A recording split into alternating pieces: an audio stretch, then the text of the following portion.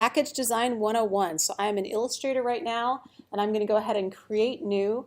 Now the deal is we have to create something that we can print at a tabloid size because we have a tabloid size printer, which is why I asked everybody to bring in a small box. So if your box is a little bit larger than that, no worries. We're just going to shrink it in the printing process, but hopefully we don't have to shrink it too much. So I'm going to go ahead and use tabloid. I'm going to make sure it's landscape. If you have a very obviously portrait package, that's okay. That's going to depend on you. Some of you might want to create two artboards. I'm just going to use one. The first artboard is your scratch artboard, and the second artboard is for your actual design. Okay, so actually I will create two artboards. And then for bleed, it's the same, 0.125 inches all around. And so we're at CMYK color. Let's look at advanced options for a second. 300 PPI, remember? Look at them, they're not using DPI, they're using PPI. Okay, and we're going to use the default preview mode. And I'm going to go ahead and hit create. Okay, so now I have two. I'm going to go ahead and I'm going to set my workspace back to essentials. So I'm going to do reset essentials. If I put my mouse on this artboard and just do a Command 0, I'm going to get just that first artboard. So this is where I'm going to start laying out my package. And you'll notice that my bleed is, we're actually going to be creating our own bleed. So the first thing I want to do is do the basic layout of my package. And for that, since I measured it out using a physical ruler, I'm going to do a Command R to get actual real rulers. One of the tricks for the rulers is that you can actually control click on them and get any measurement you want. So for example, I had a student a couple years ago in Type and Image who brought in a Japanese product. And it was much more effective to measure that in millimeters. But this package that I brought in broke down into inches really easily. So now what Damien was doing is exactly what you all are going to be doing, and that is you're going to set a 0 point. In this case, your 0 point is you're going to start measuring from here. And my first measurement was at we set our complete total measurement for the entire thing was 13 3/4 long. So I am going to go all the way to 13 3/4 here from the left, and from the and we said it was 9 inches high. So that would be right. So I'm going to drag a guide to 9 inches. Okay, so this is the space that we have to work with right there. So what will happen is we're going to measure this out, and then we're going to grab the result and just drag it into the center. Does that make sense so far? So now I'm going to start putting in guides. So this is going to be really, really easy. The first guide goes to 1.5 inches. Second guide was 5 inches. So 1.5 plus 5 is 6.5, right? Now, it's at this point that we have to start to account for large folds. And sometimes, and I'll put that back in a minute. See how this has kind of a thick fold? We need to account for that in our measurement. It's about a 1/16 of an inch. But we're just going to put in the basics for right now. So now we want another 1.5, which brings us to 8. 8 and 5 is 13. So I want to be really exact about where I'm placing these. So 8 and 5 is 13, which gives me exactly the amount I have left over, which was 3/4 of an inch for this little tag on the back where the glue goes. Okay, so I'm now going to save my document, and I'm going to call this package _ Oatmega, and I'm going to put it into documents, and I'll put it into our GU classes folder into Type and Image. So make a new folder for it, in other words. So package, template. All right, so I'm going to go ahead and hit create on that and save it. All right, so it's going to give me all of this stuff, and we're going to ignore that for right now. Now we're going to do top and bottom. So from top to bottom it was 9 inches, but actually I neglected to measure this. So I have 6 inches. It's 6 inches, 6 inches from the beginning of, from the top of each panel to the end of each panel. So I'm going to use Illustrator to help me do that. So I'm going to click on the rectangle tool, and I know I need a 5 wide by 6 high box. Click. Okay, 5 by 6, and I'm going to click OK. There it is. Okay, easy stuff. So I know I'm going to use this box twice. I'm going to place it in the center. I'm going to Option drag it to the center, and I'm going to hold down the Shift key. And now I know I need 2 1.5 by 6 inches of these, right? So I'm going to do the same thing.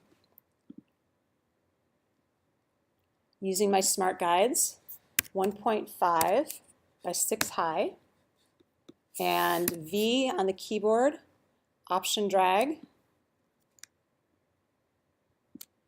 And now I'm just going to, this is 3/4 of an inch, and I'm just going to draw a guideline for myself here. And actually I didn't do a very good job there, so I'm going to draw it again. So remember, Command Y shows me my outlines. When I show outlines for this, I can get a more exact layout. Okay, so now we have the basics of our box. And I'm going to save it again because I'm paranoid. Now I am going to convert these to guides. So anything in Illustrator can become a guide. So I'm going to do Command A, select all, and I'm going to go to View, Guides, Make Guides. Now I have a guideline that's going to help me lay out my entire box with the pen tool. Okay, so now I'm going to start laying out, because what we're creating right now is the die line or the cut line. And it also needs a bleed. And we're going to start creating all these little tabs. So these little tabs look complicated, but actually they're not that bad. So we know this one is 5 by 1.5, right? And we know we need 4 of them. So I'm going to use Illustrator to help me that way. So width is 5, height is 1.5. There we go. Okay, and you're probably thinking, wait a minute, doesn't she see that there are little like crevices and stuff there? Yes, I do. But what I'm going to do is put in actually no, my measurement is off. It's 5 by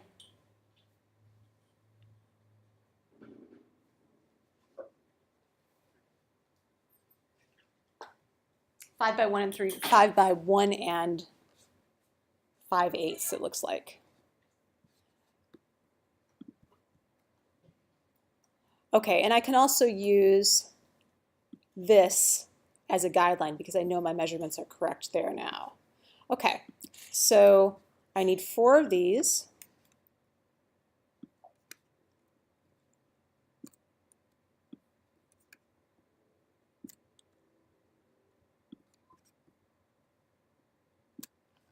And now what I'm going to do is use the pen tool, or actually I'm going to use the direct selection tool. These edges of the box are the easy parts. They just slant in. So I need to measure how much they slant in. Okay, so for us to be accurate, I need to know, okay, these start at 5 and they end at 4 3/4. So each side leans in 1/8 of an inch. Okay, so I'm going to take V on my keyboard and I'm going to use my, I like to use my arrow keys, but my arrow keys aren't working in Illustrator for some reason. And as you can see how my ruler is, if you look at my ruler, you can see this little kind of line going back and forth. See that? So I'm going to make sure that's leaning in 1/8 of an inch on that side. And I'm going to make sure this one is leaning in 1/8 of an inch on that side. Okay, well, it makes a lot of sense to copy that, right? And then wouldn't it make sense to use the reflect tool to copy those? Let's do that.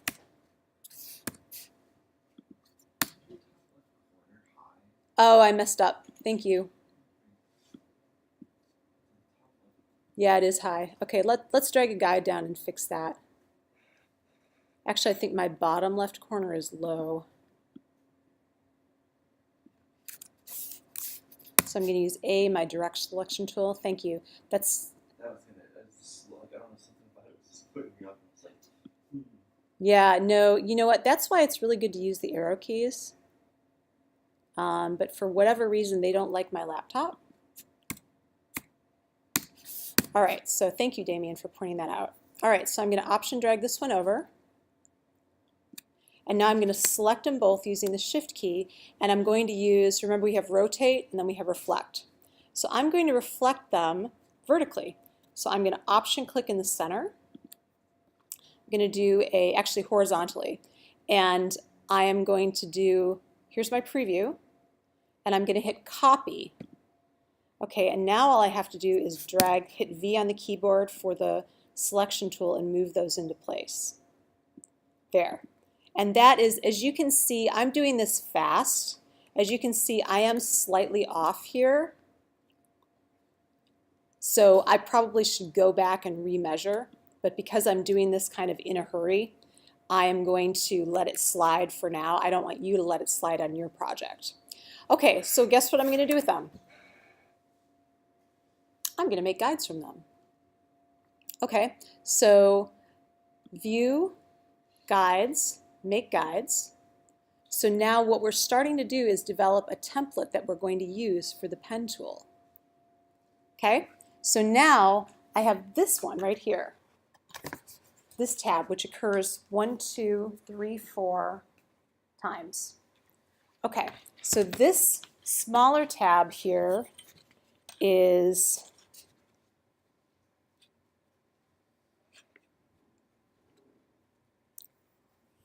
almost 1 3/4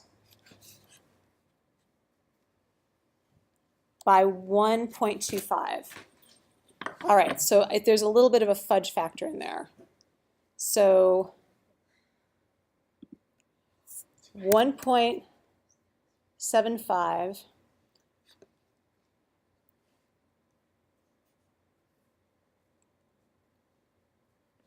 sorry, let me measure that again. It's 1.75 on this side. 1.75 on this side. 1 3/8, which is 1.625. Okay, I just carry these fractions around in my head. The only math you need to do as a graphic designer is converting fractions to decimals. Okay, so let's see. Okay, so I messed that up.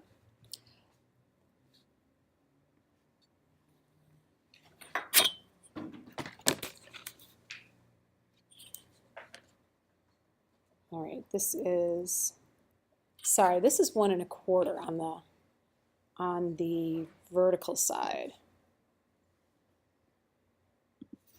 1.25. And I have width of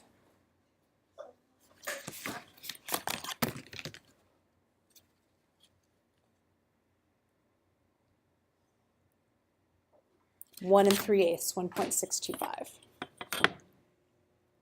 Oh, excuse me, 1.375.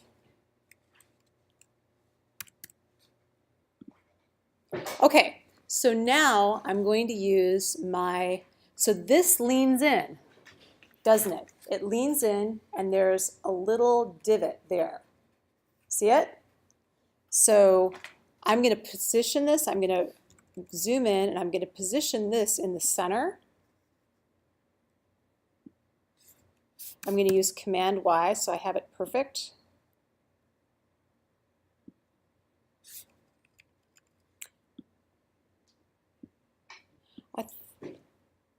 There.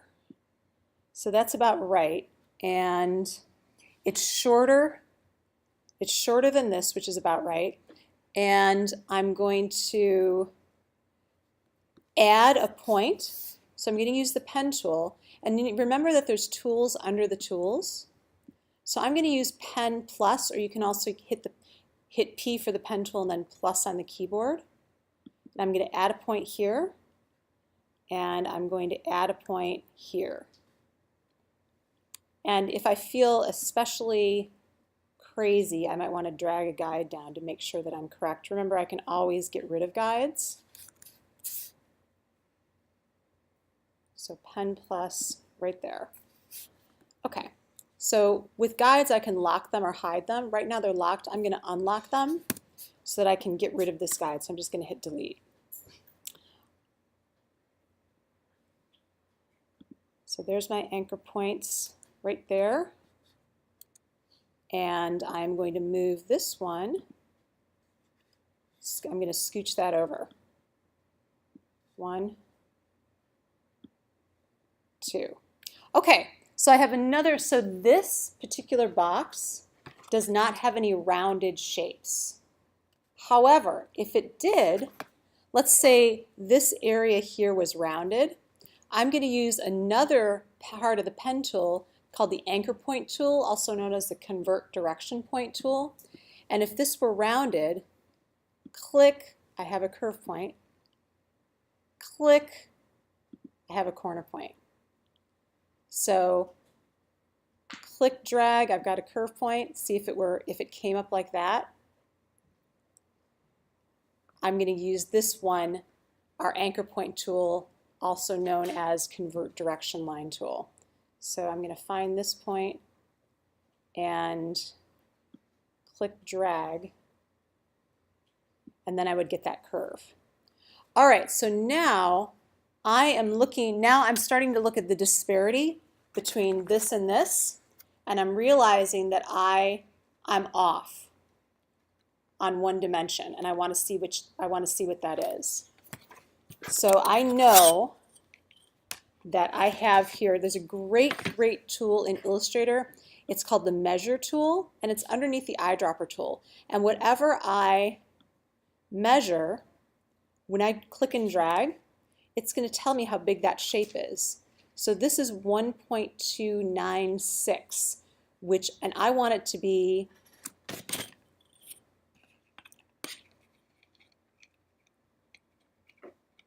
1.25. So I'm pretty close there. Where I'm probably messing up is on the little tab.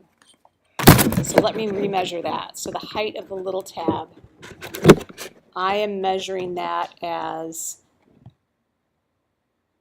1 3/8. So I can use the ruler to help me on that.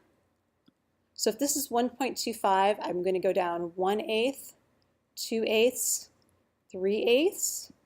That is where my 2 points should be. So I'm using A, the direct selection tool, and I'm going to drag that down. Okay, now notice what I have here. I don't have a rounded corner.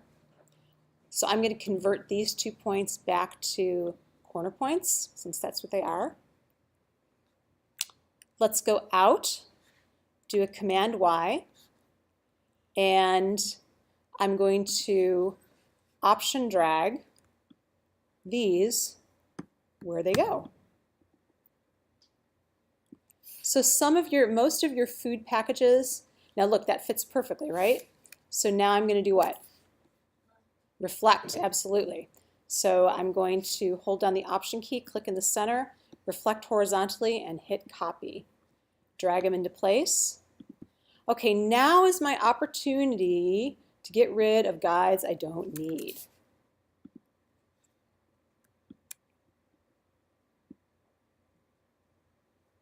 And that's backwards, isn't it?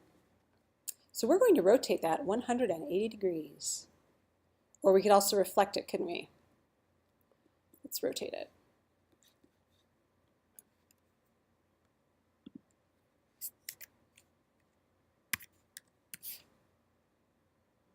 Oh, not 160, 180. There. No, that's not backwards. What am I thinking? You guys should correct me when I do these things wrong. Okay, so now I'm going to get rid of any guides I don't need. I don't need that guide. I don't need this guide. I don't need this guide anymore. So I'm just, remember, I can have guides, view, guides. I can lock them. I can hide them. I can clear them. And I have them unlocked right now, so I can get rid of anything I don't need. So I think I have a double guide there. Yeah, I do. And I don't need this guide either. Okay, but I do need to make guides out of these.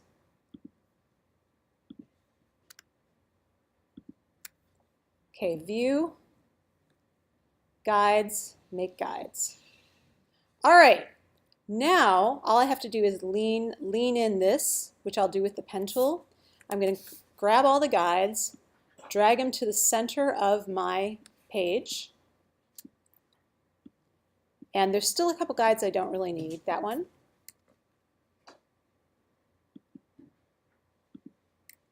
That one. And that one. Okay, save. Now, when I look at this, I have a perfect die line of my package, and we did that in just a couple of minutes. All right, so now I'm going to grab my pen tool, P on the keyboard, and I'm going to trace the outline of these guides. Now, who could think of a faster way for me to accomplish the same thing? If I make something, this is a perfect layout right here.